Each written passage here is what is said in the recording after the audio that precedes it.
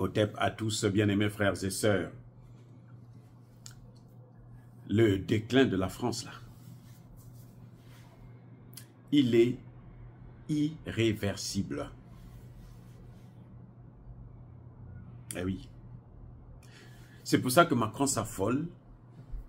Au lieu de chercher à voir comment il peut arranger les choses, il continue à courir, à maltraiter les gens. Le peu de gens qui lui donnent un peu de poids, qui veulent essayer de relever un peu son économie, comme la RDC, il passe le temps à l'humilier. Mais la France est en train de prendre des coups forts. La situation ne cesse de s'aggraver. Je vous ai parlé de la gendarmerie qui va subir une coupe budgétaire de plus de, je ne sais pas combien de centaines de millions d'euros. Eh bien, on va parler d'Orano. Orano qui se faisait la pluie et le beau temps au Niger, qui exploitait l'uranium du Niger, ou plutôt qui pillait l'uranium du Niger, a eu un déficit record au dernier trimestre. 400 millions d'euros de pertes. Orano est en difficulté extrême. Elle devrait en principe jeter la clé sous le paillasson. Parce qu'elle ne peut plus. Elle ne peut plus tenir la concurrence. Elle ne peut plus avoir l'uranium gratuitement, comme elle le faisait avant au Niger. Bravo, mon général Tchani, d'avoir récupéré l'uranium du Niger, d'avoir repris l'uranium du Niger. Cet uranium n'appartient plus à des étrangers, ça appartient maintenant aux Nigériens, ça appartient à l'État nigérien. C'est l'État nigérien qui doit gérer ça maintenant. Et l'État nigérien, au nom de la souveraineté des États, a le droit de vendre son uranium à qui qu'elle veut, y compris à l'Iran. De toute évidence, l'Iran a désormais l'arme nucléaire.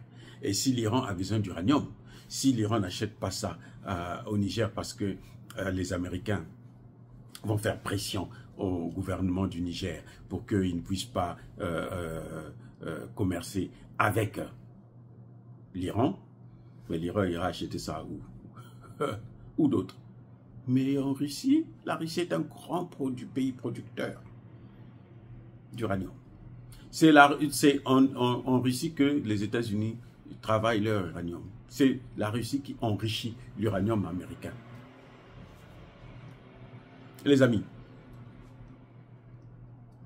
si les Russes disent ferme la porte là, même les Américains ne pourront plus avoir l'uranium. Ce sera des problèmes, ils auront des difficultés. Si ce n'est pas pour le travailler, ils auront des difficultés pour protéger les déchets. La Russie est pratiquement la seule à avoir cette technologie. C'est un grand des grands dans ce domaine. Eh oui. Vous voyez, donc, si en un trimestre, Orano perd 400 millions d'euros, ça veut dire que Orano, par an, va désormais perdre au moins 1,2 milliard d'euros chaque année à cause du Niger. Mais quelle est cette entreprise que vous connaissez qui va faire de pertes aussi énormes et qui va tenir la concurrence sur le marché international? Les amis, soyons sérieux. Quelle est cette entreprise-là?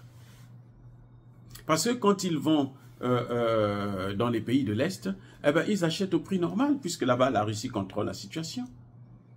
La Russie leur dit, voilà les prix que moi je vends, vendez plus cher, surtout que maintenant, moi qui vendais moins cher, ils ne veulent pas venir chez moi, ils viennent chez vous, vendez plus cher, vous allez vous enrichir. Et c'est ce qu'ils font pour les matières premières, pour le pétrole, pour le gaz. Quand ils vont à l'Est, là, les Européens, là, c'est pas facile, j'ai pitié d'eux. Voilà, bien-aimés frères et sœurs, la France a eu tort de prendre les Africains en esclavage, les coloniser, les néocoloniser et vouloir les recoloniser encore. Elle a eu tort. Et c'est ça qui fera sa perte. Dire cela, c'est inciter à la haine ou à la violence. Non, Yabako Hervé, Yamalembe. Encore une fois de plus, soyez bénis, soyez abondamment bénis par le Dieu des Kémites et par nos ancêtres angélisés.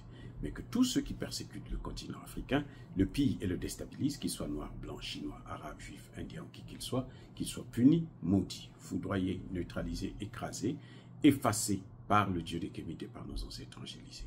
Vive l'Afrique éternelle, j'ai dit et j'assume.